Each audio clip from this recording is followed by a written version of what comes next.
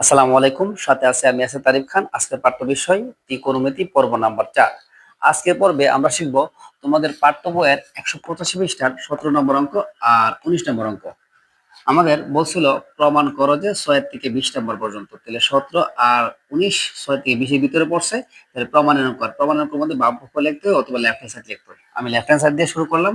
এই যে আমাদের লেফট হ্যান্ড সাইডটা হলো এরকম আর রাইট হ্যান্ড সাইডটা হলো এরকম। দেখো আমি অঙ্কটা প্রমাণ করতেছি, শুরু করতেছি। দেখো দেখো বিগত কয়েকটা ক্লাসের মধ্যে আমাদের হর ছিল, লব ছিল, আমরা লসাগু করছিলাম। এখন আর হর লব নাই, শুধু নরমাল অঙ্ক দেওয়া আছে। তাহলে আমরা সূত্র মুখস্থ করতে দিব। tan থিটা সূত্র হচ্ছে sin theta by cos theta.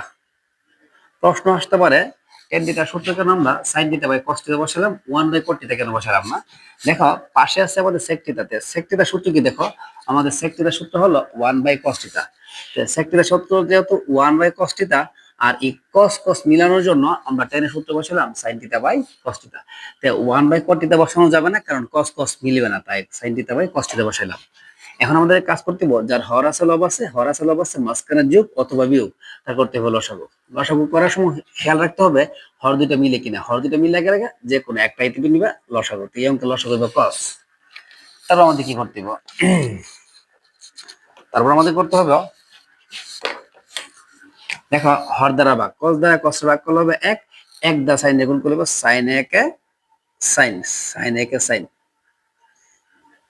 Plus এর প্লাস, cos দিয়ে cos ভাগ করলে হবে 1, 1 দিয়ে 1 গুণ করলে 1 হবে। এখন আমাদের স্কোয়ার দিতে হবে। আমাদের প্রমাণে যেহেতু 1 সামনে আছে, sin পিছনে আছে, তাহলে আমরা উপরে যে কাজটা করে নেব, 1 এর সামনে আনবো, 1 এর সামনে আনবো, আর sin এ কোথায় নিব? sin এর পিছনে নিব। নিচে আছে কি? cos থিটা, উপর আছে স্কোয়ার। এখন দেখো এই স্কোয়ারটা 1 প্লাস sin এর উপর আছে, স্কোয়ারটা cos এর উপর আছে, আমরা আলাদা করে দিয়ে দিব। আলাদা করে যদি আমরা sin এর মধ্যে স্কোয়ার দিয়ে দেই, আলাদা করে আমরা cos এর মধ্যে স্কোয়ার দিয়ে দিই, ঠিক আছে? এখন দেখো আমরা জানি এই যে এর উপরে স্কোয়ার মানে হচ্ছে a into a, same to same 1 plus sin এর উপরে স্কোয়ার আমরা লিখবো 1 প্লাস sin থিটা, আবার লিখবো 1 প্লাস sin থিটা। তারপরে নিচে কি করতে হবে? cos square theta. দেখো আমাদের cos স্কোয়ার থিটার সূত্র হলো 1 minus sin square theta. cos square theta সমান 1 মাইনাস sin স্কোয়ার থিটা। এটা সূত্র মুখস্থ করতে হবে আমাদের। তো cos স্কোয়ার থিটার সূত্র হলো 1 minus sin square theta.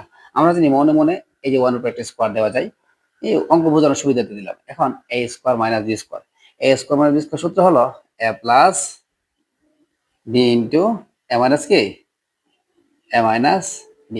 a square minus b square সূত্র হলো a plus b into a minus b। উপরে কি আছে? উপরে আছে 1 plus sin theta, 1 plus sin theta. দেখো তো 1 plus sin theta, 1 plus sin theta দুইটি কাটা চলে গেল। বাকি আছে কি দেখছেন?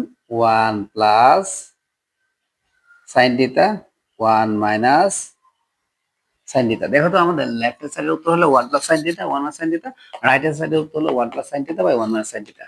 তাহলে আমরা বলতে পারি left hand side equal right hand side. Proof, proof অর্থ প্রমাণিত। আমাদের 17 নম্বর অঙ্ক এরকম। এখন আমরা প্রমাণ করব আমাদের 19 নম্বর অঙ্ক। 19 নম্বর অঙ্ক লেফট হ্যান্ড সাইডে আছে √1 minus sin a by 1 plus sin a, আর রাইট হ্যান্ড সাইডে আছে sec a minus tan a। মনে রাখতে হবে এই অঙ্কটা অনেক ইম্পর্টেন্ট, সুপার ইম্পর্টেন্ট। তুমি যত ইম্পর্টেন্ট দিতে পারো, অনেকবার বোর্ড কোশ্চেনে এটা আসছে।